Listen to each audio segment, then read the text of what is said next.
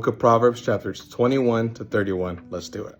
So we've come to the end of Proverbs, and as you can see, there is so much understanding, wisdom, advice, insight, intellect that's poured into the book of Proverbs, and all of it is towards the end like a bunch of fragmented sayings. You see from like chapter 11 onwards to about 29, it's a bunch of little sayings or small paragraphs that, you know, are insights and different values that you can get from there, from wisdom being like a woman and how it speaks and how it literally calls out to us, or how we can see in other aspects where wisdom is trying to teach us like a father, like, hey, you have to be able to correct your children. Hey, there are fools out there. There are people that are just genuinely stupid and don't listen and refuse to admit when they're wrong. And so many different aspects and attributes that we see through the book of Proverbs, we witness it firsthand. So as we're reading all of this, what do we get from it? What should we learn from the book of Proverbs? Well,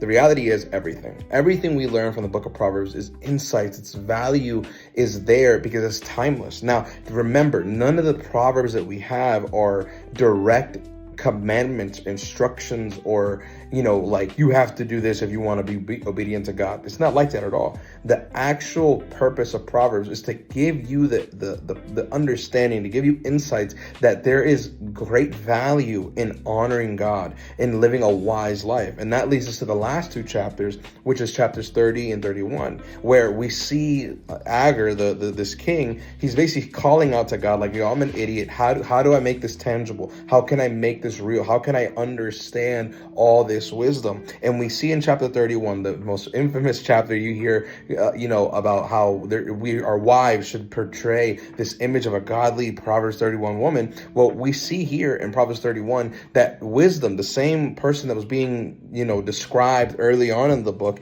is now made manifest in a woman and in a person. And this woman goes out to the street. She serves her community. She's constantly looking for ways to shine her light and to be an example to other people. That wisdom shouldn't just leave you in a place where you're isolated and independent, but it should lead you to a place where you are serving others, loving others, and living in peace and community and growth with your family, so that God can be glorified in that. And that's what we see through the book of Proverbs, that wisdom and insight comes through the experiences of other people, and it's unique. It's not going to be a one shoe fits all. Like when we see the Proverbs where it says, raise the child up in the way of the Lord, so he should not depart from it. Well, guess what? The reality is that that's not a promise. It's a hope. It's something that we hope for, that if we do what is right now, later on it'll pay off. And if my child were to grow up and depart from the way of the Lord, well, guess what? I did what I could to be able to walk them through the way of the truth, and hope that the promises and the goodness of God will reach them even after that.